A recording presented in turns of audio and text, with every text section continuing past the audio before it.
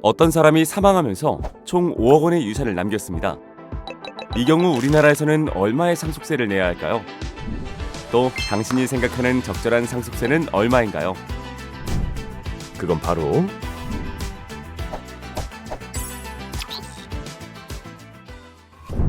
사망한 사람에게 배우자가 없는 경우 일반적인 상속세의 면세점은 일괄 공제금액인 5억 원으로 간주할 수 있습니다.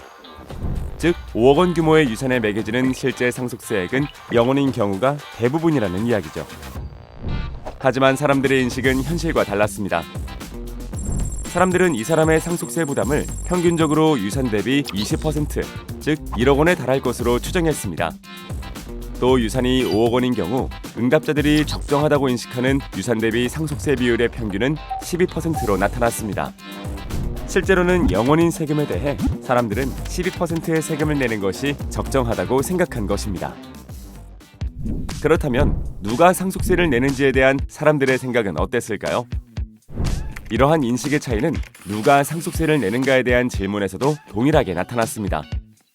조사에 참여한 사람들은 평균적으로 전체 사망자 중 35%가 상속세를 낼 것으로 추정했습니다. 10명 중 3명에서 4명은 상속세를 낸다고 생각한 셈입니다. 하지만 2022년 통계에 따르면 실제로 상속세 과세 대상이 된 피상속인의 비율은 단 4.5%에 불과했습니다. 사람들의 인식과 현실 사이에 큰 차이가 있었던 것입니다. 이번에는 질문을 바꿔보죠. 여기 이 사람은 사망하면서 총 100억 원의 유산을 남겼습니다. 이 경우 실제로 내야 할 상속세는 얼마일까요? 또 당신이 생각하는 적절한 상속세는 얼마인가요? 100억 원 규모의 유산에 대해 응답자들이 인식한 세부담은 실제 세부담 수준보다 다소 낮게 나타났습니다. 최근 통계에 따르면 유산이 100억 원일 때 실제 세부담은 평균 약 30억 원으로 유산 대비 30%에 해당합니다. 그런데 응답자들은 이 경우의 세부담을 평균 26.6억 원으로 인식했습니다. 적정한 세부담은 평균 24.1억 원이라고 응답했습니다. 또 응답자 특성별 인식 차이를 분석한 결과 고자산가는 전반적으로 낮은 상속세율을 선호하는 것으로 나타났습니다. 반대로 진보 성향 응답자들은 더욱 누진적인 세제를 지지하는 경향을 보였죠. 구체적으로 진보 성향 응답자들은 10억 원 이상 유산에 대해 중도 성향 대비 2에서 5%포인트 높은 세율을 선호하는 것으로 조사됐습니다. 상속세에 대한 사람들의 인식은 상속세를 바라보는 관점에 따라서도 달라졌습니다.